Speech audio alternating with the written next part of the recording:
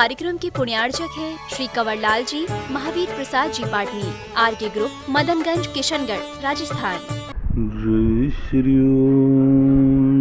नमः सिद्धेभ्यः। जय श्री नमः सिद्धेभ्यः।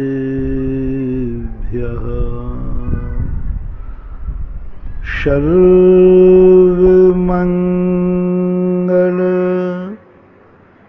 मांगल्यं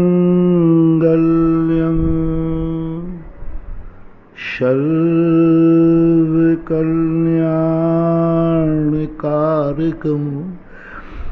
प्रधानं सर्वधर्माणां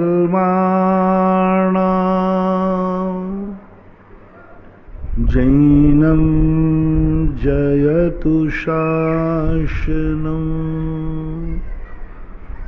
जैनं जयतु शासनं। पंच परमेष्टि भगवान की जय हो। आचार्य श्री गुरुवर कुंद कुंद महाराज की जय हो। आचार्य श्री गुरुवर विद्यासागर महाराज की जय हो। परम उपकारी निर्यापक श्रवण मुनि पुंगव श्री सुधासागर जी महाराज की जय। आचार्य संघ की जय। दो प्रकार के शिष्य होते हैं दुनिया में। एक शिष्य वो होते हैं जो इशारे से समझ जाते हैं, और एक वे होते हैं जिन्हें विस्तार से समझाना पड़ता है। तीसरे वे होते हैं जो समझाने पर भी नहीं समझते। पहले शिष्य के लिए धर्म में एक इशारा करना पड़ता है, अपनी आत्मा में रहो, बस कुछ नहीं कहना, अपनी आत्मा में रहो। कुछ नहीं कहना, तुम्हें घर में रहना है, बस कुछ नहीं। तुम्हारे लिए मात्र अपने आत्म स्वरूप में स्थिर रहना है। इतना कहने मात्र से वो सब समझ गए, कुछ भी उपदेश नहीं देना। ऐसे लोग, ऐसे साधु संत बताते हैं, अजतनाथ से पार्श्वनाथ के बीच के शिष्य ऐसे ही थे। इतने शास्त्र लिखे नहीं गए, इतने लोग पहले पढ़ते नहीं थे। कहाँ पढ़ते थे? हमें तो पढ़ने का कोई उल्लेख ही नहीं मिला। चौथे काल में आदि साधु क्या पढ़ते थे? मुझे तो उनके पास ग्रंथ ही नहीं मिले, पढ़ते ही नहीं थे। और गुरु भी क्या पढ़ाते होंगे? मैंने तो गुरुओं को पढ़ाते समय कोई उल्लेख नहीं मिला कि गुरु ने, फलाने शिष्य ने गुरु के पास ही पढ़ रहा था। बस एकमात्र उल्लेख पंचम काल में मिला कि दर्शन स्वामी ने पुष्पदंत भूत बलि को पढ़ाया। वो भी क्या, 2-4 महीने, 2-4 महीने पढ़ा कर कह दिया हो गई पढ़ाई, जाओ। सूत्र दे देते थे, और वे सूत्र शिष्य मंत्र मान के स्वीकार करता था, उन सूत्रों की सिद्धि करता था। एक कोष्टक दे दिया, आत्मा में रहो, अब वो सिद्धि करेगा, इसका अर्थ है मुझे क्या क्या नहीं करना है, वो अपने आप सिद्ध करे। ज्योमेट्री होती है ना, बीजगणित, ज्योमेट्री अनरेखा गणित, बीजगणित होता है ना अंक का। अंक गणित में एक कोष्टक होता है, एक छोटा सा कोष्टक होता है, छोटा कोष्टक, बड़ा कोष्टक, स्वल्पाकार कोष्टक। इनको छोटे से होते हैं, पर जब इनको खोलते हैं तो 2-2, 3-3 पेज भर जाते हैं, खुलते जाते हैं, खुलते जाते हैं। ऐसे ही शिष्य को कह दिया जाता है, तो ये कोष्टक है तुम्हारे लिए, अब वो खोलता जाएगा। इतने धर्म आज बन गए, आज लोग उलझ गए कि कौन सा धर्म पालूं। इतने से इतने धर्म हो गए। यदि पहले ही धर्म हम अच्छे से पाल लेते तो दूसरे की जरूरत ही नहीं। यदि उत्तम क्षमा धर्म व्यक्ति के अंदर सही ढंग से प्रवेश कर जाए, मार्दव की जरूरत ही नहीं है। उत्तम क्षमा में सारे धर्म समाहित हैं। उत्तम क्षमा एक कोष्टक दे दिया ज्ञानी को, उत्तम क्षमा धारण करना, सारे संसार के धर्म वो कर लेगा। एक बेटे से कितने कहना है, बेटा आओ रोटी खा लो, तो एक बेटा तुरंत रोटी खाने की सुनते ही वो बाथरूम में नहाने चला जाएगा, धोती दुपट्टा पहन के अभिषेक करेगा, मंदिर जाएगा, सब कार्य करने के बाद अपनी थाली लगा के बैठ जाएगा। तो मुझसे पूछना, इतने कार्य करने का तुझे किसने कहा? माँ ने तो रोटी खाने की कहा था। बोले हम संक्षेप ऋषि वाले हैं, माँ ने रोटी खाने का अर्थ है कि इतना कोष्टक है, इसके पहले मुझे ये करना है, कहने की जरूरत नहीं, अंडरस्टूड उसमें है, समाहित है। और दूसरा बालक रोटी खाने के बाद सीधा बैठ जाता, माँ को समझाना, उठ यहाँ से, पहले मुंह धो के आ जाता है, लो दो और उठ जा स्नान करके आ, फिर बैठ जा, अरे मंदिर जाके जा, मंदिर में अभिषेक करके आ। एक एक चीज समझाना पड़ती है। और समझदार बालक को एक कह दिया बस। कल शाम को प्रश्न आया था, कुछ नहीं, तुस्माज घोषण तो, छिलका अलग है, दाल अलग है, हो गया वेद में, वहीं हो गया, वहीं पर। सुबह फटकने वाली बेचारी बैठी रही और महाराज ने आंख बंद की, वहीं केवल ज्ञान हो गया, वहीं पर रास्ते में चलते चलते। केवल ज्ञान कितना सरल है, रास्ते चलते चलते हो गया, मंदिर में नहीं हुआ, पहाड़ में नहीं हुआ, सुबह फटकने वाले के सामने, ओहो यही तत्व केवल ज्ञान होकर 5000 धनुष ऊपर उठे। छोटा सा ज्ञान, बहुत ज्यादा अपन लोगों को, क्योंकि अपन मंद बुद्धि नहीं है, अपन वक्र बुद्धि है। वक्र बुद्धि के बाद हम शॉर्टकट निकालते। कहा जाए एक व्यक्ति कोई नाम की कंपनी का गुटखा खाता था, बोले महाराज इसने कहा कि फलाना गुटखा खाता, नाम नहीं ले रहा हूं मैं, तो महाराज छोड़ दूंगा। वो दूसरी कंपनी का खाना शुरू कर दिया। बोले महाराज के सामने मैंने यही तो दिया था, वो नहीं खाऊंगा, दूसरा खा रहा। अब फिर कहना पड़ता है किसी कंपनी का नहीं खाओगे। नशा का त्याग करते लोग कहते ठीक है नशा नहीं करूंगा, शराब नहीं पीऊंगा। अरे भाई नशा का अर्थ है कुछ भी नहीं, चाय तक भी नहीं, लेकिन वो कोई नहीं समझ पाता। फिर विस्तार करना पड़ता है कि नहीं ये चीज ऐसा बोलना पड़ता है। उत्तम क्षमा धर्म के संबंध में जब मैंने सोचा, सब कुछ तो उसमें है, मार्दव आर्जव सब, जहां क्षमा है वहां सब कुछ है। क्षमा करने वाला मानी नहीं हो सकता, वो छली कपटी नहीं हो सकता, वो लोभी नहीं हो सकता, वो असंयमी नहीं हो सकता, वो किसी की हिंसा नहीं कर सकता। प्राणी संयम अपने आप आ जाएगा, क्योंकि क्षमा धर्म है उसके पास। कुछ नहीं, पूरे अकेंद्र त्याग सारी चीजें आ जाएंगी, क्योंकि जहां जहां ये आ जाएगा कि किसी को दुख नहीं देना। बस उसने क्षमा के स्थान पर थोड़ा सा क्षमा किया, बाकी थोड़ी मना किया। तो फिर मार्दव का उपदेश दिया, आर्जव का दिया। यदि मार्दव आ गया, आर्जव मानी निरभिमानी व्यक्ति कभी मायाचारी करेगा ही नहीं। लेकिन उन्होंने कहा कि मैंने मान का त्याग किया, मायाचारी करी, फिर एक नई धारा निकालना पड़ी। मुश्किल से 63 या 83 पृष्ठ का कानून बना था सबसे पहले, छोटी सी किताब थी, लेकिन लोगों ने, वकीलों ने उसमें से 60 कट निकाल कर आज इतनी किताबें लाके हो गई कि वकील का पूरा कमरा भरा रहता है। इतने ही लिखा था कि इसको फांसी पे चढ़ा दिया जाए। वकीलों ने कहा ठीक है, फांसी का फंदा लगा दिया गया। वकील खड़ा हो गया, बोले अब उतार दीजिए, इसमें कहाँ लिखा है कि प्राण लेना है, फांसी लगाने का लिखा था, लग गया। फिर नया कानून बना।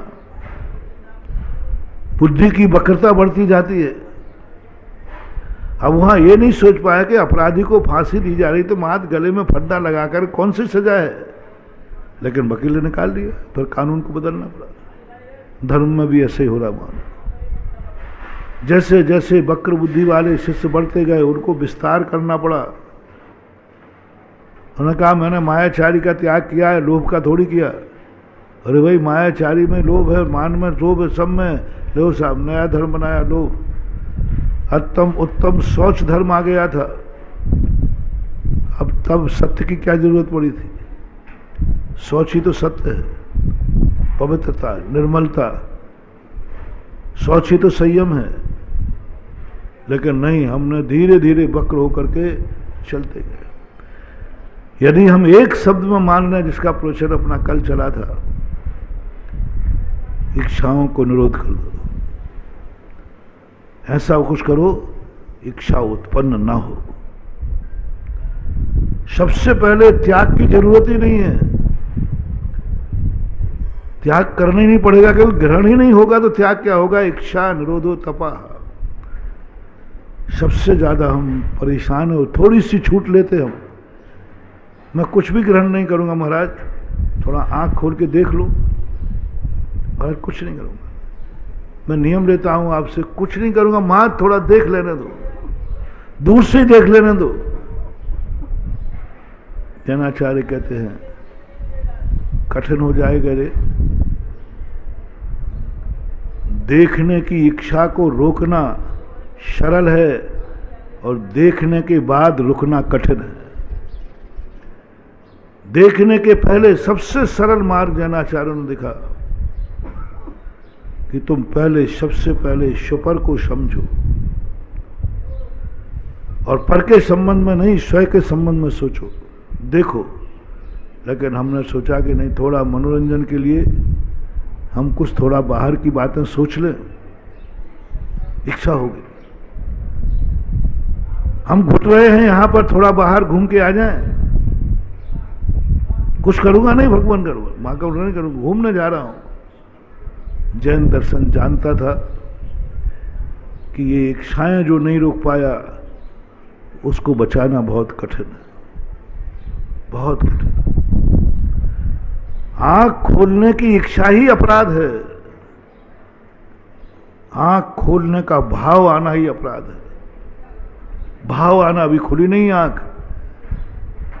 यदि हमारे मन में थोड़ा सा भाव आएगा कि मैं आंख खोल के देख लूं पर को, उसी समय हम धड़ाम से प्रमाद गुण स्थान में आ जाते। अभी मेरी कोई इच्छा हुई नहीं है, कुछ देखने की इच्छा नहीं हुई, आंख खोलने की इच्छा हुई अकेली, आंख खोलने की। मात बाहर से जो आवाज आ रही उसको सुनने की इच्छा हुई है। मात जो वातावरण बना है उसकी गंध लेने की, हमारी फूल तोड़ने की इच्छा नहीं है, लेकिन बड़ी सुंदर गंध आ रही थी। महाराज जब गंध बह ही रही है, हम लेवे या नहीं लेवे, तो थोड़ा मैं बाहर निकल के बगीचे की सुगंध ले लूं। महाराज मैं फूल नहीं तोड़ूंगा, बिल्कुल नहीं, कुछ नहीं, वो बहती हुई सुगंध लेने में क्या बुराई है? जैनाचार्य कहते गया काम से इसके अंदर पर की सुगंध लेने की इच्छा हो गई, अब नहीं बचा सकता इसको। इसको पर को छूने की इच्छा हो गई, स्पर्श गुण का आ गया। ठंडी हवा चल रही है, थोड़ा चल ही रही वो तो, ठंडी हवा थोड़ी ले लूं, कूलर तो चल ही रहा है। आचार्य कहते गया काम से ये कह रहा है, इच्छाएं, आज तक कोई भी व्यक्ति इच्छा उत्पन्न होने के बाद इच्छा को समाप्त नहीं कर पाया। या तो घुटा है, पिटा है, या फिर इच्छा की पूर्ति करने में भ्रष्ट हुआ है। 90% देख लो, 90 क्या 99, 100%। जब भी कोई अपने अंदर इच्छा पूरी हो जाए, इच्छा उत्पन्न हो जाए, उसको हम मजबूरी में दबाते हैं कि सहज भाव में दब जाती है। कोई इच्छा, हमें आंख खोलने की, देखने की इच्छा हुई, अब क्या हम आंख खोलने के बाद इच्छा निरोध करते हैं? पश्यन् अपि न पश्यति। क्या हमारी एक साधना है कि हम देखते हुए भी नहीं देखेंगे? जो दिख रहा है वो नहीं देखूंगा मैं। पूज्यवर कुंद कुंद स्वामी महाराज कब जाकर के कहते हैं तुझे देखने की अनुमति है, बिना आंखों के भी दिखा दूंगा मैं सब, पर तुझे देखने की इच्छा नहीं है, और जो दिख रहा है वो तुझे नहीं देखना है। पश्यन्नपि न पश्यति। पूज्यवर अमृतचंद सूरी महाराज कहते हैं, एक सामने बहुत अच्छा उदाहरण उन्होंने दिया। नाना पर्यायों में जीव द्रव्य विद्यमान है, तो तुझे एक मनुष्य को देखा तुमने, तो तुम्हें मनुष्य की अनुभूति हो रही है कि मनुष्य दिख रहा है। एक मुनिराज को तुमने देखा, तो तुम्हें देख करके मुनिराज की अनुभूति हो रही है कि जीव द्रव्य की अनुभूति हो रही है। आपके सामने मुनिराज गुजरे, तो देखते ही आपको क्या भाव आया, ये मेरे मुनि महाराज हैं। बस गलत हो गया, ये तो सभी देख रहे हैं। तुझे देखना है मुनि से पार। इन सब पर्यायों में वो चैतन्य स्वरूपी जीव द्रव्य बह रहा है।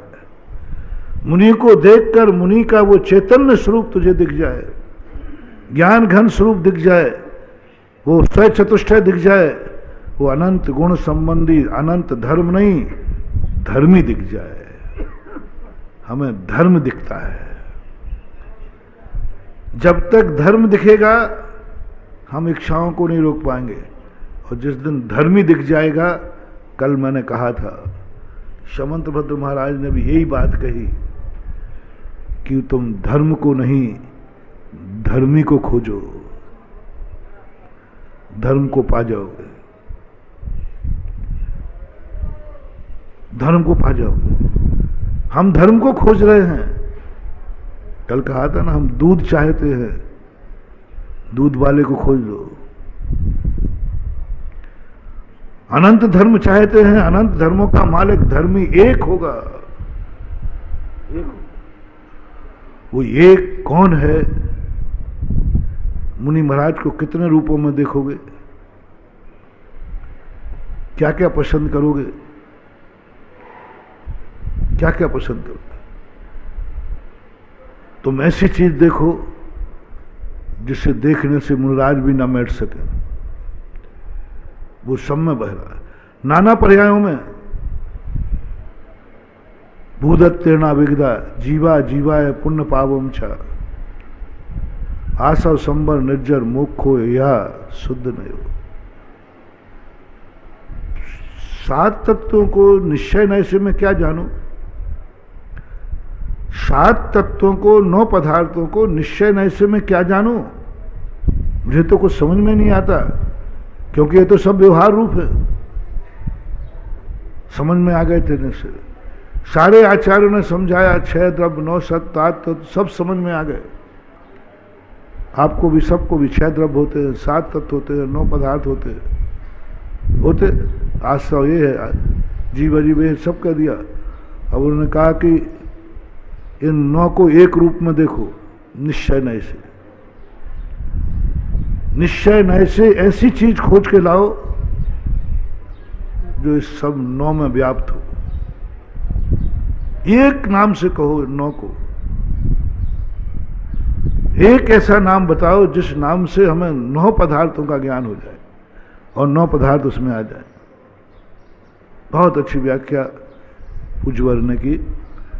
उनका निश्चय नय से देखो आप, जीव अजीव आश्रव बंध शंबर, इन सब में कौन है व्याप्त, जो सब में व्याप्त है। आश्रव आश्रावक, क्या आश्रावक के बिना आश्रव हो सकता है? बंध बंधक, संबर संबारक, निर्जरा निर्जरक, मोक्ष मोक्ष प्राप्त करने वाला। तुम इनमें से एक रूप देखो जिसमें सब आ जाए, सब में व्याप्त है जीव। आश्रव को मत देखो, आश्रव में जीव को देखो। एक निश्चय नय की कला सिखाई, लोग निश्चय नय समझ नहीं पा रहे। निश्चय नय की बातें तो करते हैं, समझ नहीं पा रहे। निश्चय न कहता है आश्रव में निश्चय न देखो। आश्रव में, आश्रव विभाव पर्याय है, विभाव में स्वभाव देखो। आश्रव में निश्चय देखो। आश्रव में भी वही शुद्ध चेतन स्वरूप ज्ञान उपयोग ज्ञाता दृष्टा आत्मा आश्रव में विद्यमान है। बंद में भी वही विद्यमान है, जैसे कीचड़ में सोना विद्यमान है। एक दिन कहा था ना हमने, एक जोहरी के लिए सोने का पत्थर मिला, उसको सोना दिख रहा है, सोने का आनंद आ रहा है, सोने का मूल्य बढ़ा रहा है, सोने की सुरक्षा कर रहा है। सब लोग कहते हैं पत्थर है, काला पत्थर, लाल पत्थर। जोहरी कहता है नहीं, मुझे सोने का आनंद आ रहा है। इसी प्रकार ज्ञानी कहता है आश्रव कर्म का उदय है, व्यवहार कहता है। निश्चय वाला कहता है मुझे इस आश्रव में भी चैतन्य स्वरूप दिख रहा है, बंद में भी, शंबर में भी, निर्जा में, सब में वही दिख रहा है। हम देखेंगे कि देव पर्याय है, देव पर्याय को मत देखो।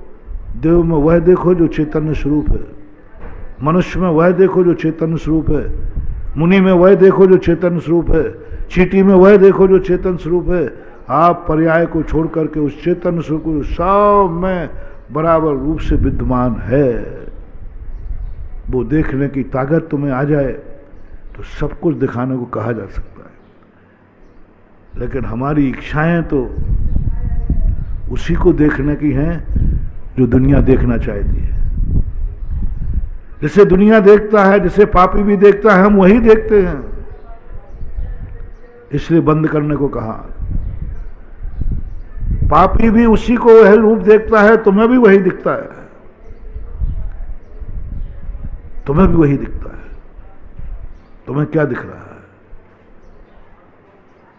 एक उदाहरण दिया था हमने, एक बहुत सुंदर नारी गणिका जा रही थी, वेश्या थी, वो दिख रही है। तुम्हें क्या दिख रहा है? दुनिया से पूछा ये कौन है? गणिका है, गणिका है, गणिका है। अब कुंद स्वामी कहते हैं, तू कह रहा था मैं भी देख लूं थोड़ा, देख ले। क्या दिखा? बोले गणिका। तो तेरे में उसमें अंतर क्या है? उस गणिका में भी वो कहता मुझे दिख रहा है इसका अंदर चैतन्य स्वरूप। पर्याय दृष्टि से देखा, मुझे दिख रहा है इसमें आरिका, इसमें आरिका बन सकती थी, आरिका बनने की योग्यता है। आरिका का रूप दिख गया उसको एक गणिका में। एक निगोदिया जीव में भगवान स्वरूप देख सकते हो तुम। जो जो तुम्हें दिखेगा सब में भगवान देखना है, भगवान का रूप देखना। पापी में भी, अभव्य में भी, मिथ्या दृष्टि में तुम्हें वो देखना है जो दुनिया नहीं देख पाई है। जो दुनिया देख रही है वही तुम देखोगे, बहुत खतरा है। आप अपनी आंख से पूछें, दुनिया में तुम्हारी आंख जब खुलती है तो तुम जो देख रहे हो क्या कुछ भिन्न है दुनिया से? दुनिया से भिन्न है क्या? नहीं है। तो मुराद कहते हैं अब आंख बंद कर ले, तो देखने की इच्छा का निरोध कर, तू देखने लायक नहीं है। बहुत खतरा है तेरे से, मैं काबू नहीं पा पाऊंगा। इच्छा के बाद जो तू विद्रूप होगा, सब मान मर्यादा भूल जाएगा, मान मर्यादा भूल जाएगा। कल बताया था मैंने रावण का, चित्तौड़ की पद्मिनी का, बेकाबू हो जाओगे तो। इसलिए कुंद स्वामी कहते हैं कि सबसे पहले अपने मन को ऐसा व्यवहार कर, ऐसा संस्कार दे, मुझे पर में रस ही नहीं है, मुझे इच्छा ही नहीं है, क्योंकि वो पर है। पराई वस्तु को काग बीट के समान मान ले। पराई वस्तु को देखना मुझे कोई मतलब नहीं है।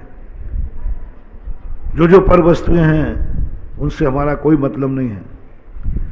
जो जो पर वस्तुएं हैं उनमें हमारी कोई रुचि नहीं है, कोई रुचि नहीं। ऐसी परिणति जगह तू इच्छा एकदम बोल दे, मुझे कुछ देख लीजिए बहुत अच्छा। बोले क्या देखना? मैंने पर को देखना ही, मेरी रुचि नहीं है। पर की बातें सुनना ही नहीं, मेरी रुचि नहीं। दूसरे के घर जाना नहीं, मेरी रुचि नहीं है। मैंने कह दिया ना, मेरी रुचि खत्म हो गई। संवेग भाव, वैराग्य भाव, प्रसम संवेग भाव इसी कहते हैं। प्रसम का हाथ बिल्कुल शांत हो गया, उसको कोई बोलते ही नहीं, देखते ही नहीं, बैठा रहता पागल से। कोई चले जाओ, कुछ मतलब नहीं। कोई बोलना चाहे बोलते ही नहीं, किसी कोई सुनता ही नहीं, कितने ही सुनाते जाओ, क्योंकि प्रसम और संवेग भाव उसको हो जाता है। लेकिन ऐसा होता नहीं है। इसलिए कुंद कुंज स्वामी प्रश्न पूछ रहे हैं। पहला प्रश्न पूछा उन्होंने, सबसे पहला कुंद कुंज स्वामी का, क्या तुम्हें कुछ पर पदार्थ को देखने की इच्छा होती है क्या? पर को देखने की इच्छा होती है क्या? देखने की बात नहीं कह रहा, इच्छा होती है क्या? हाँ होती है। तो मैं नहीं संभाल पाऊंगा। ऐसे उद्दंड बच्चे मेरे कॉलेज में नहीं आ सकते, क्योंकि तुम्हें अभी बाहर झांकने की इच्छा है, बाहर देखने की इच्छा है, पर पदार्थ के लिए तुम्हारे प्रति इच्छा भाव जा रहा है। तुम्हारा काम नहीं होने वाला। क्यों? इच्छा में करने में क्या बाधा है? मैं खा थोड़ी रहा हूं, खाने की इच्छा कर रहा हूं। मैं ग्रहण थोड़ी कर रहा हूं, देखने की इच्छा कर रहा हूं। इच्छा के बाद स्पृहा आएगी, आएगी आएगी। इतने सारे बीज तुम बोते हो, बिना फल दिए कितने पेड़ होते हैं। खेत में तुम गेहूं बोते हो, कितने दाने हैं जो बिना फल दिए नष्ट हो जाते हैं। ज्यादातर फल ही देते हैं। 90% इच्छाएं स्पृहा का रूप धारण करते। समय सार पढ़ने वालों को मेरा कहना है कि सबसे पहले ये निर्णय कर लेना कि तुम्हें पर पदार्थों को देखने की इच्छा तो खत्म हुई है कि नहीं। सबसे उदासीन, परिवार से भी उदासीन, संसार से भी उदासीन, मंदिर से भी उदासीन, सब तरफ से उदासीन, कुछ नहीं, तुम्हारा भाव नहीं होता। मंदिर से उदासीन तो तुम जल्दी हो जाओगे, लेकिन संसार से भी उदासीन, 5 परमेष्ठियों से उदासीन हो जाओगे, परिवार से भी उदासीन, सब तरफ से उदासीन। चलो कोई बात नहीं, एक और छूट देते हैं। परीक्षा करो, किसी भी चीज को तुमने देखने की इच्छा की, बस यहीं शांत हो जाओ, यहीं रोक लगा दो। इच्छा करो मत, देखो मत। इच्छा हुई थी, हो गई इच्छा, लेकिन मैं आंख खोलूंगा नहीं। देखने की इच्छा है, लेकिन खोलूंगा नहीं। सुनने की इच्छा है, सुनूंगा नहीं। खाने की इच्छा है, खाऊंगा नहीं। बोलने की इच्छा है, बोलूंगा नहीं। चलने की इच्छा है, चलूंगा नहीं। कुछ करने की इच्छा है, करूंगा नहीं। इच्छा है मात्र, लेकिन करूंगा नहीं। व्यवहार द्रव्यचारित, इतना भी तुमने कर लिया तो दुर्गति से बच जाओगे। करूंगा नहीं, ये निर्णय करना है। कर नहीं पा रहे हैं, ये बात नहीं है, इसमें तो निगो दिया जा सकते हो, तंदुल मच जाता है, वो खा नहीं पा रहा है। मैं खाने की इच्छा करूंगा, खाऊंगा नहीं, ये मेरा नियम है। नियम है, मैंने नियम ले लिया। मुझे देखने की इच्छा है, लेकिन मैं आंख नहीं खोलूंगा। मैंने नियम ले लिया है कि 1 घंटे में आंख नहीं खोलूंगा। इच्छा हो रही देखने की, हो रही, लेकिन मैं आंख नहीं खोलूंगा। सुनने की इच्छा है कि तुम क्या सुनाना, लेकिन मैंने नियम लिया 1 घंटे मैं किसी की बात नहीं सुनूंगा। इच्छाएं होने दो, होने दो, उसको क्रिया रूप मत होने देना, उसको प्रैक्टिकल मत होने देना। तो भी तुम द्रव्यचारित होकर के स्वर्ग आदि प्राप्त कर सकते। लेकिन हो गई नहीं। इच्छा होने के बाद आंख न खोलो, कान न खोलो, और आंख में कोई खानी नहीं है, फूटी नहीं है आंख, शावत है। इच्छा होते ही आंख के पलक अपने आप खुल जाते हैं, कान अपने आप खुल जाते हैं। इच्छा आ गई ना। चलो कुंद कुंज स्वामी से मैं अभी 10 नंबर का ग्रेस दिलाता हूं। 10 नंबर का ग्रेस दिला करके तुम्हें एडमिशन करा दूंगा, पास करा दूंगा। तुम भी बताओ, 3 गलती हो गई। इच्छा नहीं होने देना, इच्छा हुई लेकिन मैं इच्छा को, आंख खोलने की इच्छा है, खोलूंगा नहीं। चौथा, आंख खोलोगे महाराज, आंख तो खुल जाएगी, आंख तो खुलेगी, चलो खोल लेना, खोल लेना। जो देखने की इच्छा हुई और आंख खोल के देख रहा है, देख लेना, सुन लेना, बोल लेना, चख लेना, कर लेना। बस इसके आगे अंतिम है 10 नंबर का ग्रेस, अंतिम है। जिसको तुमने देखा है उसको पाने का भाव मत करना, इश्पराह नहीं करना, पाने का भाव नहीं करना। वहां देख के रह जाओ, ग्रहण करने का भाव नहीं करना, इश्पराह नहीं होना चाहिए। मुझे मिल जाए, इसको मैं कैसे प्राप्त करूं? आर्त ध्यान। अभी तक कुछ नहीं कह रहा था, जैसे तुम्हें आया ये वस्तु कैसे मुझे मिले, और अनिष्ट वस्तु आई ये कैसे मेरे से दूर हो गए। इष्ट वस्तु कभी मेरे से छूटे नहीं और कब मिल जाए, और अनिष्ट वस्तु कब जावे और अनिष्ट कभी आवे नहीं। इन 2 आर्त ध्यान से तुम कब बचते हो? कब तुम्हारे मन में यह भाव आता है कि अनिष्ट वस्तु तुम्हारी जिंदगी में है और तुम्हें हटाने का भाव नहीं, और अनिष्ट वस्तु आ जाए तो मुझे कोई डर नहीं है, इष्ट वस्तु की चाहत नहीं है। इस वस्तु है, कल नहीं आज चली जाए, मुझे कोई गम नहीं है, मुझे कोई लेना देना नहीं है, मुझे कोई मतलब नहीं, ग्रहण करने का भाव नहीं आएगा। कठिन महानुभाव कौन पढ़ सकता है समय सार, जो देखने के बाद जिसका मन नहीं मचलता है, सुनने के बाद तरंग नहीं आती है, बोलने के बाद कुछ हर्ष विषाद की बात नहीं आती है, करने के बाद कर्ता और कर्म की बात नहीं आती है। मैंने किया, ये अनुभव में नहीं आया, किया हो गया, मैंने किया ही नहीं। समय सार में पूछेंगे कुंद कुंद स्वामी, तुमने क्या क्या किया है अभी तक? वो इंटरव्यू में पूछते हैं ना, तुमने और कहाँ कहाँ नौकरी की है, क्या क्या पढ़ाई की है, कौन से खेल कूद किए हैं, सब पूछते। तो तुम सर्टिफिकेट लेके पहुंच जाते तपोलंदा इंटरव्यू के समय, सारे सर्टिफिकेट, वो जो छोटे छोटे गिल्ली डंडा का भी मिला होगा ना, वो भी रख लेते हो, कब कहते काम आ जाए इंटरव्यू के समय। कुंद कुंद स्वामी इंटरव्यू लेते हैं, तुमने क्या क्या किया है आज तक? आदत बिगड़ी हुई है तुम्हारी, तुम तुरंत सुनाना शुरू कर दोगे। यहाँ इंटरव्यू देते समय जवाब देना है, प्रभु मैंने कुछ भी नहीं किया, जो हुआ है वो सब हो गया। हुआ है, मैंने किया नहीं है, हुआ है, मैंने किया नहीं, किया तुमने है, सब कुछ तुमने किया, मैंने किया नहीं है। प्रभु हुआ है, मैंने नहीं किया। ये मकान तुमने बनाया? नहीं प्रभु, बन गया, बन गया। ये घर तुमने बनाया? नहीं, मैंने नहीं बनाया, बन गया। मैंने कुछ किया ही नहीं भगवान, जो कुछ हुआ सब हुआ है, अपने आप हो रहा है, होता जगत स्वयं परिणाम। मैं जग का क्या करता, क्या काम, क्या हिम्मत है तुम्हारे में इतनी?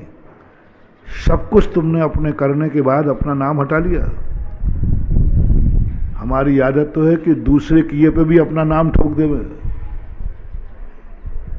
किया दूसरे ने और अपने नाम से प्रचार कर देवे। और यहां क्या कह रहा हूं, तुमने कुछ भी, सब कुछ तुमने किया है। पूछा गया तुमने क्या किया? मैंने तो कुछ नहीं किया। आप बड़े आदमी को देखना, भाई आपके जीवन में बहुत उपकार करें, कभी उनसे कहना भाई आपके बहुत उपकार है, बोले आप गलत बोल रहे हो, मैंने तो कुछ किया ही नहीं। 2 व्यक्तियों में बताना, एक व्यक्ति ने किसी पे उपकार किया है तो किसी ने पूछा ही नहीं, और बता मालूम है आपको मैंने बचाया है, मैं नहीं होता तो तुम मर जाते, मैंने तुम्हारे ऊपर उपकार किया, अपने आप ही बोलता है। ये निकृष्ट आदमी है, निकृष्ट उपकारी है। जो व्यक्ति उपकार करने के बाद तुम्हारे लिए उपकार को एहसान जतावे, तुम्हें याद दिलावे, महानुभाव उस उपकारी से कभी उपकार मत करवाना, कष्टों कष्ट बिता करके मर जाना। उन कष्टों में मर जाना ठीक है, लेकिन जो व्यक्ति उपकार करके तुम्हें बतावे कि मैंने किया है तुम्हारे साथ, तुम्हारे ऊपर तो ऐसा संकट आने वाला था, मैं नहीं होता तो कहते हैं भाई साहब आपने बहुत बड़ी गलती की, मुझे मर जाने देते तो अच्छा था। कम से कम आज तुम्हारे मुख से जो सुन रहा हूं, इस सुनने का दुर्भाग्य तो नहीं होता, दुर्भाग्य तो। बोलो, आप खुद निर्णय करें। सब कुछ आपने काम किया है और आपको अपना नाम गायब करना है, अज्ञात बनना है। कुंद कुंद की ये साधना थी।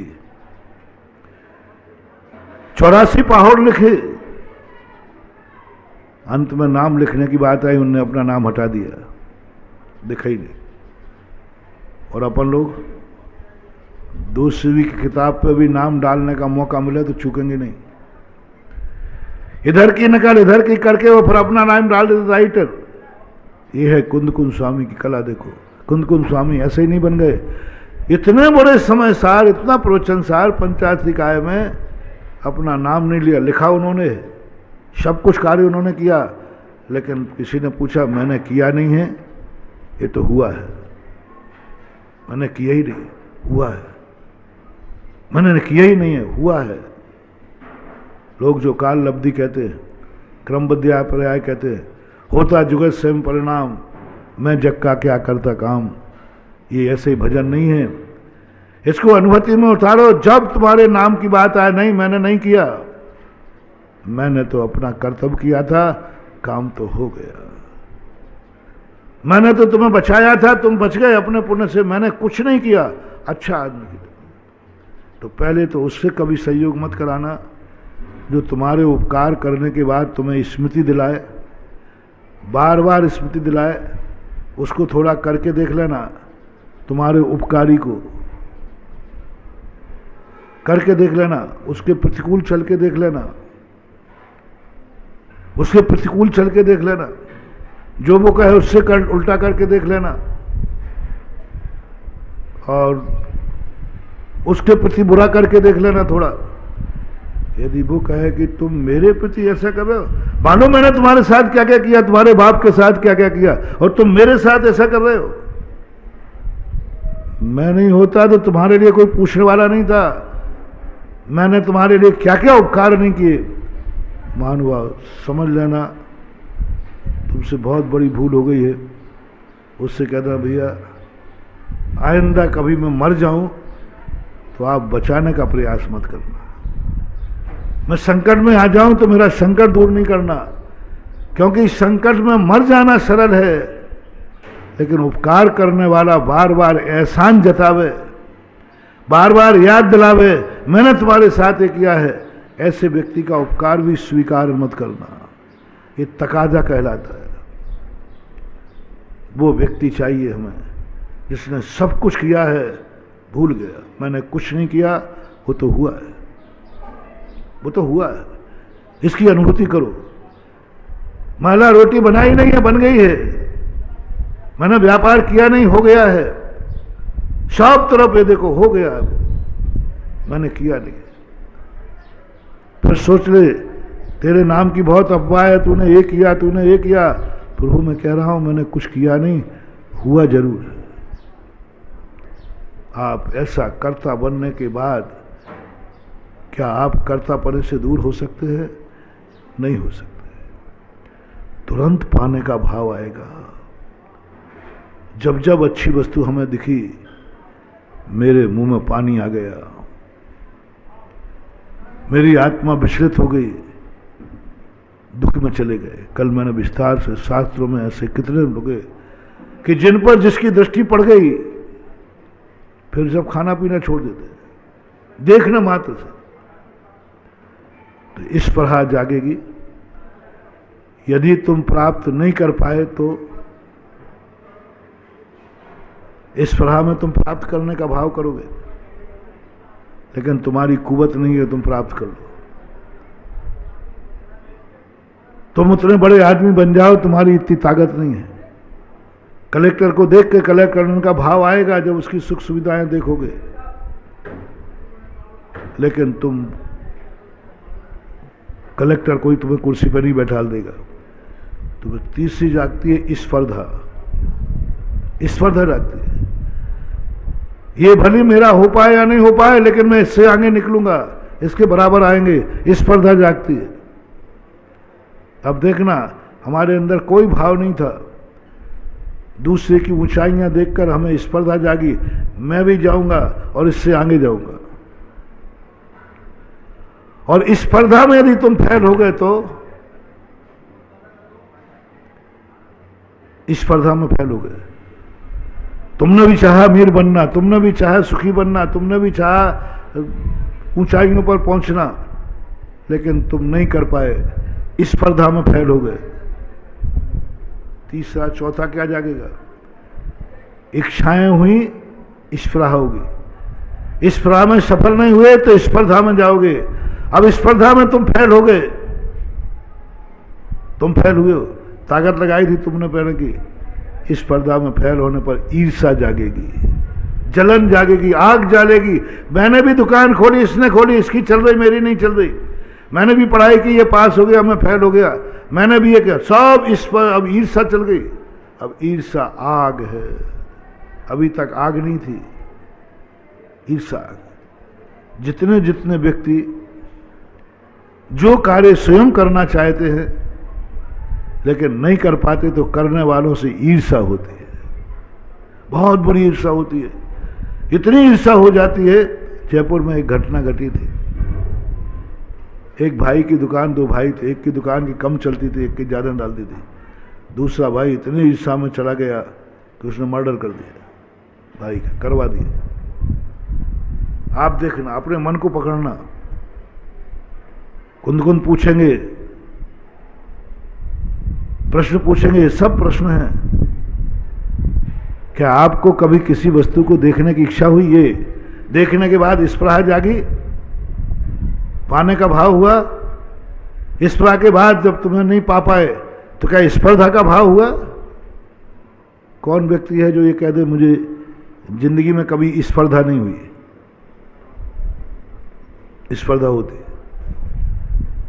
अब चौथा प्रश्न पूछा है, स्पर्धा के बाद तुम फेल हो गए और वो पास हो गया, तुम्हें कैसा लग रहा है?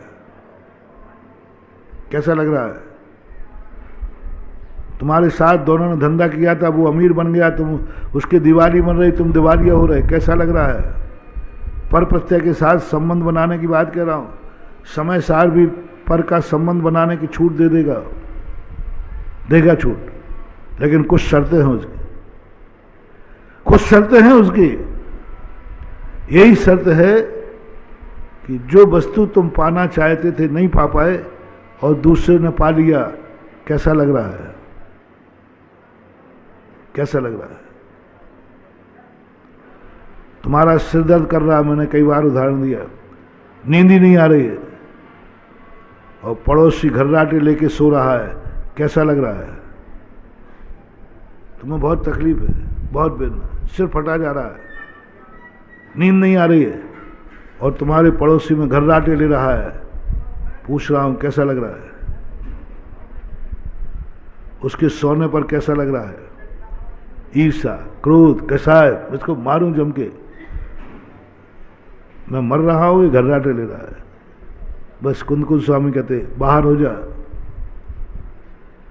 यदि तेरी दृष्टि पर पड़ गई है और तू प्राप्त नहीं कर पाया है, तू भी सोना चाहता था नहीं सो पाया, तो क्या इतनी हिम्मत है कि तुम कह सको ओह मैं जरूर पापी हूं लेकिन मेरे पड़ोस में पुण्यात्मा सो रहा है,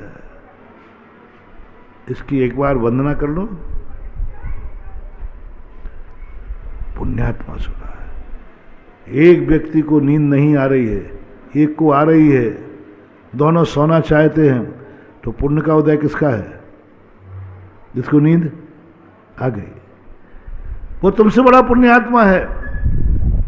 ज्ञानी व्यक्ति कहेगा जय जिनेंद्र भैया देखो जन्म जन्म का पुण्यात्मा है, इसको नींद आ गई, मैं जाग रहा हूं। कोई अमीर आदमी तुम्हारे सामने से गुजरा, ईर्ष्या बता रहा हो, परीक्षा कर रहा हूं, तुम कहीं ईर्ष्या की भट्टी लेकर के तो कुंद कुंद के समाचार को नहीं पढ़ रहे हो, ईर्ष्या में जल जल करके तो नहीं पढ़ रहे हो, तो समाचार पढ़ने के पहले ये बताओ कि तुम्हारे जीवन में जो वस्तु तुम चाहते हो तुम्हें न मिलके दूसरे को मिल गई, आपको कैसा लग रहा है? आप गरीब आदमी हैं, अमीर आदमी को देख के क्या, तुम्हारी गरीबी नहीं पूछ रहा हूं, वो तो तुम खूब बता चुके कई बार, जितनी गरीबी नहीं है उससे ज्यादा नाटक करके दिखा चुके हो।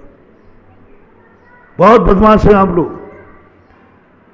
कोई देने वाला दाता यदि सामने आ जाए तो ऐसे भिखारी भिखमंगे बन जाते हो, जितना मरे समेटो भिखारी भिखमंगे बन से गए बीते हो जाते हो। देने वाला दे रहा है और स्वाभिमानी कहता है देने वाले को, साहब मेरे पास इतना है, अभी मुझे नहीं चाहिए। धर्मराज युधिष्ठिर के समय आता है कि उन्होंने कथा के बाद ब्राह्मण के पास सीधा लेके भेजा, ब्राह्मण ने सीधा वापस कर दिया। सेनापति के मालूम तो है किसका सीधा है, हस्तिनापुर नरेश धर्मराज का है। उनकी आज्ञा का उल्लंघन, बोले साहब मेरे पास है, मेरे पास रखा हुआ है, पहले आ गया, तुमसे पहले आ गया, और मैं एक ही सीधा रखता हूं, मुझे कोई विकल्प नहीं, मुझे कुछ नहीं चाहिए। धर्मराज भी आ जाए, राजा भी आ जाए तो वे कहे नहीं मुझे कोई मतलब ही नहीं, चाहिए नहीं, मेरे पास है। अब आपसे पूछता हूं कि तुम्हें अमीर को देख करके कैसा लगता है? तुम गरीब हो, अमीर को देखे कैसा लगता है? कुंदकुंद स्वामी के प्रश्न है, आईएएस, वो कौन सा एग्जामिनेशन था, आईएएस ऑफिसर, पीएससी को, वो फाइटिंग चल रही है। तुम गरीब हो, अमीर को देख के तुम्हें कैसा लगा? कैसा लगा? बोलो महाराज ऐसी गुस्सा आती है कि इसको आग लगा दो। 90% गरीब अमीर को देख के ईर्ष्या करते हैं, जलते हैं, जलते हैं। वो नहीं कर, उनके पास नहीं है तो कहते सब पैसा है, पैसा बेकार है, पैसे की निंदा करते हैं। क्या तुमने कभी पैसे और पैसे वाले की बुराई तो नहीं की, निंदा तो नहीं की? क्योंकि तुम भी वही चाहते हो, लेकिन तुम कर नहीं पा रहे हो। जो कर चुका है उसको जय जिनेंद्र करना,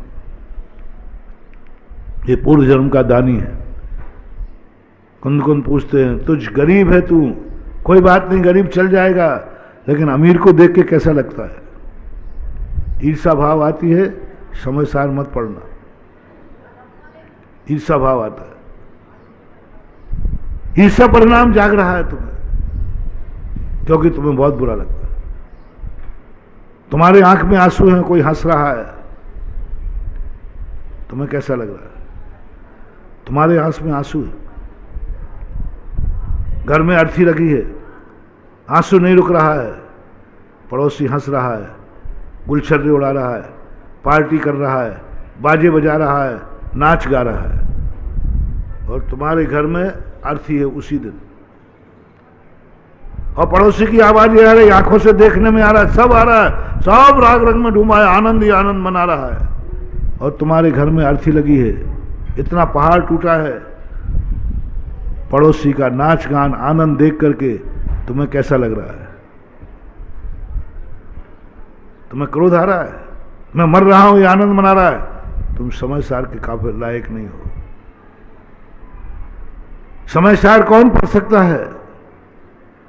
अपने घर में अर्थी लगे हुए पड़ोसी की हंसी मजाक सुन रहे हैं तो कहना ओहो मैं जरूर पापी हूं कि मेरे घर में कोई मर गया, लेकिन मुझे खुशी इस बात की है कि मेरे पड़ोस में एक धर्मात्मा रहता है, उसको आज के दिन खुशी है, आनंद है, सब कुछ उसका परिवार है, वो धर्मात्मा है, हमसे ज्यादा पुण्यात्मा है। उस अर्थी को उठाने के पहले पड़ोसी को जय जिनेंद्र करके आ जाना कि भैया जय जिनेंद्र, ऐसे समय में हम रो रहे हैं और ऐसे समय में तुम हंस रहे हो, जरूर तुम पुण्यात्मा हो, ऐसे पुण्यात्मा को मेरा प्रणाम स्वीकार करो। बाद में अर्थी के सामने रोना। दूसरे को देखकर कैसा लग रहा है, यहां तक तुम्हें देखने की अनुमति दी जा सकती है, पर पदार्थों को देखने की अनुमति दी जा सकती है, लेकिन अभी तुम्हारे मन में ईर्षा भाव आएगा, कसाय भाव आएगा। तुम कसाय से निर्लेप नहीं होगे, कसाय और बढ़ेगी। लेकिन मां ने निकाल करके कहा कि ये आत्मन, मैंने तुझे बचा लिया है, तू मेरे निमित्त से बच गया है, लेकिन कहां कहां मैं रहूंगी, तू अपना शेल्फ हो जा, अपने आप में विचार कर। तो ईर्षा की जो बात आग है, हर व्यक्ति के अंदर आती है, लेकिन किस पे आती है? मुझे प्राप्त करना था, प्राप्त नहीं कर पाया, मुझे अमीर बनना था, मैं नहीं बन पाया, ये प्रॉफिट मुझे चाहिए थी, नहीं मिल पाई, मैं फलानी मंजिल पर पहुंचना था, नहीं पहुंच पाया, और जो पहुंच गए अब तुम नहीं पहुंच पाए, तो भैया पहुंचने वाले से ईर्षा क्यों कर रहे हो? देखना, तुम नहीं पहुंच पाए और कोई पहुंच गया तो उसको जय जिनेंद्र करना चाहिए। तुम क्या कर रहे हो? ईर्षा, ये क्यों गया, मैं फेल हुआ तो ये भी फेल होना चाहिए था। ये तुम्हारा सबसे बुरा वचन है, बुरा सोच है। यदि सोच सको तो सोचना कि भगवान, मैंने तो पाप किया है, तो मैं तो पापी हूं, लेकिन मेरे पास एक ग्रंथ रखा हुआ है, उस ग्रंथ को पढ़ करके हम अपना आत्मा का कल्याण कर सकते हैं। वो ग्रंथ जो है मुझे समझ में नहीं आता, लेकिन मेरे लिए हितकारी है। आचार्य कहते पढ़ो, पढ़ो, इसको अच्छी तरह पढ़ो, कोई नुकसान नहीं है, पर ऐसी चीज मत पढ़ना जिससे तुम्हारे मन में ईर्षा भाव जाग जाए, जलन जाग जाए। सब लोग अपनी अपनी छाती पे हाथ रख के देखो, तुम्हें किससे जलन है, किससे ईर्षा है, किसकी बढ़ती तुम नहीं देख सकते हो। भारत, विश्व के अंदर भारत से कभी ये कल्पना नहीं करना, भारत का नागरिक कभी किसी की परिस्थितियों को नहीं देखता। हमेशा ध्यान रखना, वो तो एक ही भाव करता है कि मुझे यह कार्य करना है और मैं करके रहूंगा, उसको कोई मतलब नहीं है। उसको ये भाव नहीं आता है कि मैं तो पापी हूं, दुनिया तो पुण्यात्मा है, वो मेरे साथ क्यों रोवे, मैं क्यों रुलाऊं उसको, उसके हंसने के दिन हंसने दो, ये अमीर आदमी है, हंसने दो। अर्थी बात में उठाना, पहले यदि कोई हंसता हुआ मिल जाए तो उसको प्रणाम पहले करना, क्योंकि मुझ पापी को आज एक पुण्यात्मा दिखा है, मैं रो रहा हूं, वो हंस रहा है। हंसने वाला पुण्यात्मा है कि रोने वाला? पुण्य का उदय किसका है? हंसने वाले को। तो तुम जाकर हंसने वाले को जय जिनेंद्र का, बोले किस लिए कर रहे हो भैया जय जिनेंद्र? बोले तुम मेरे गम से भी महान हो, इसी क्षण तुम हंस रहे हो, मैं रो रहा हूं, इसका अर्थ तुम पुण्यात्मा हो। ऐसे पुण्यात्मा को मैं जय जिनेंद्र करता हूं। करके देखना, कभी करना। जो जो आप चाहते हो वो दूसरे में मिलने के बाद यदि ईर्षा भाव आ गया, मुझे नहीं तो इसे नहीं, मैं नहीं तो ये नहीं, मुझे नहीं मिला तो इसको भी नहीं मिलने दूंगा, ऐसा भाव तुम्हारा आ गया, परम कृष्ण ईर्ष्या कहेगी। परम कृष्ण ईर्ष्या दुर्गति निश्चित है। और मैं तुमसे कुछ नहीं करा रहा हूं, तुमने प्रयास किया, नहीं मिल पाए, दूसरे को मिल गया तो तुम्हारी किस्मत फूटी थी, दूसरे की क्यों कोस रहे हो? तुम्हारी किस्मत में नहीं था, लेकिन तुम भी जिसको मिल जाए उसको कोसते हो, ईर्ष्या करते हो। अरे भाई, ईर्ष्या करने का क्या सवाल? और जैसे ही ईर्ष्या जागेगी और ईर्ष्या चरम सीमा पर पहुंच गई, ईर्ष्या में विवेक खोल दिया, तो ईर्ष्या के बाद आती है हिंसा। नियम से ईर्ष्या के बाद पहले इच्छा, फिर स्पृहा, फिर स्पर्धा, स्पर्धा के बाद ईर्षा, और ईर्षा के बाद हिंसा। हिंसा, अब हिंसा पे उतर आओगे। रावण हिंसा पर उतर आया। जितने लोगों ने हिंसा की है वे हिंसा पर उतरेंगे ही उतरेंगे। वो सामने वाले को बढ़ता हुआ नहीं देख सकता, सामने वाले को हंसता नहीं देख सकता, सामने वाले को सुखी नहीं देख सकता, सामने वाले को प्यासा नहीं देख सकता, सामने वाले को वो कुछ विपरीत परिस्थिति में नहीं देखना चाहता है। देख लीजिए, उसके परिणाम ही नहीं बनते। यह है निकृष्ट भाव। लेकिन दूसरा नंबर का जो व्यक्ति है वो कहता है भगवान मेरी किस्मत में हंसी है कि नहीं पता नहीं, और मैं अपने लिए कुछ नहीं मांगूंगा, मर जाऊं मांगू नहीं अपने तन के काज, परमार्थ के कारण मोह न आवे राज। परमार्थ मैं अपने लिए क्या कर सकता हूं, कैसे करूं अपने लिए, क्या स्थिति हमारी। वो बिल्कुल शांत हो जाएगा। नहीं प्रभु, मेरे लिए कुछ नहीं चाहिए, मैं कुछ नहीं मांग रहा हूं, सारा संसार सुखी हो जाए, मैं संसार को सुखी देखना चाहता हूं। महावीर भगवान की। परम उपकारी निर्यापक श्रमण मुनि पुंगव श्री सुधासागर जी महाराज की जय। इस कार्यक्रम के पुण्यार्चक थे श्री कंवरलाल जी, महावीर प्रसाद जी पाटनी, आरके ग्रुप, मदनगंज, किशनगढ़, राजस्थान।